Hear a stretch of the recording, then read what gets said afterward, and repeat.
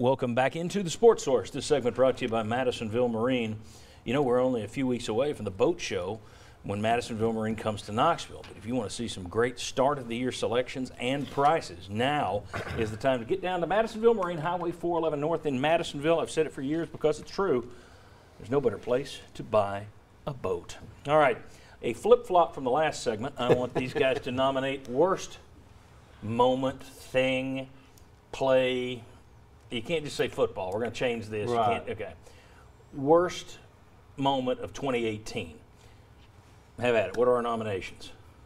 I'm going to lead with Vanderbilt running the score up on Tennessee. Vanderbilt not only beat Tennessee, but in the fourth quarter, Kyle Shermer's still in the game, and he's throwing the football on you to add on to a blowout win, and that makes it 3 straight losses against the Commodores and 5 losses in 7 years. So I'm going to say Vanderbilt running up both the score and their record against you. In a game when you could have gone to a bowl game. Yeah, Tennessee still had something on the line. And I don't know how many of you guys watched the Vanderbilt-Baylor game. I was flipping back and forth between that and something else. Every time I flipped over, every single time, they would immediately go to another stat of, well, this is the only coach that's beaten Tennessee 3 years in a row while I paid it. And I'd flip away and I'd come back and it would be Vandy's best first half performance since 2005 against Tennessee. Everything was a Tennessee stat. I'm not exaggerating. I'm not kidding. It was like 4 for 4. All right, worst moments, anybody? Worst things? I was thinking, I agree with Josh. I would put the Missouri game in there with that because you come off that Kentucky game, you're 5-5, and boy, you beat Kentucky, going to finish strong, and just basically flopped the last 2 games. It was a false dawn. Yeah. You thought you turned a corner and you just ran into a alley. Kentucky did. I mean, Missouri did just like they did the year before, almost. I mean, same point. I mean, to me, it has to be at Vanderbilt.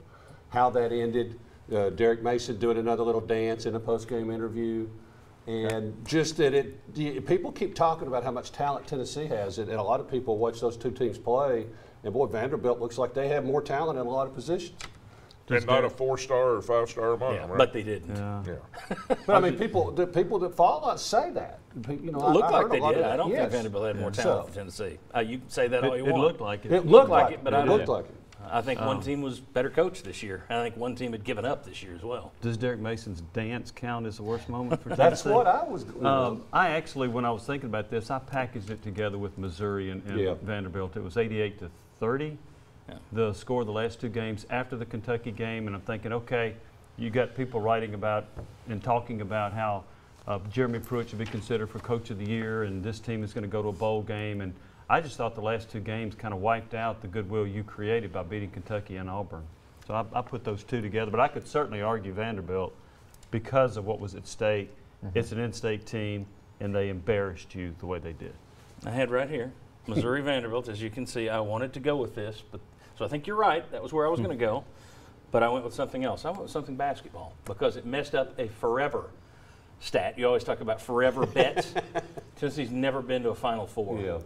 Kyle Alexander doesn't get hurt, and he plays against Loyola Chicago, who you lose to by 1 point. He's worth 1 point. You probably beat Loyola Chicago, and you're playing a what-if game at that point.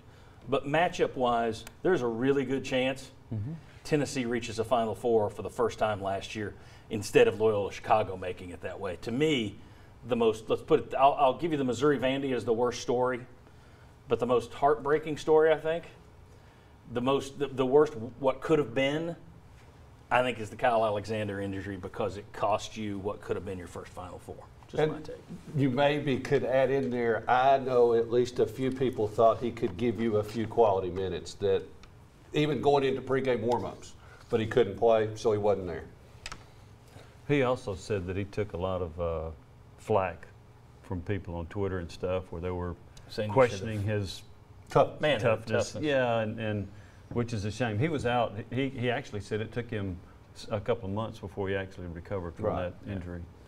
They said he couldn't. I believe he couldn't jump. Was the problem? He'd get out there and pregame warm-ups and couldn't go through. Well, that hurts in basketball if you can't jump. Little issue there. Yeah. By the way, if you're 16. I want to clear something up. The last segment we were talking about best, you said, and it could be a repeat in 2019. I was thinking you meant basketball season next year. You meant due to the tournament in 2019 could be as good as yes. Correct. That I'll give you. Yes. I was looking at the 2019-2020 team. That might take a step back, but there you go. Want to make that clear? All right. When we come back, We're still going to talk about Tennessee's. We're going to talk about Pruitt and Mullen, do a little comparison there. Should the playoffs expand in football? But next, Tennessee's basketball schedule. We're going to go through it game by game. Where are the stumbling points? Are there any? Come on back.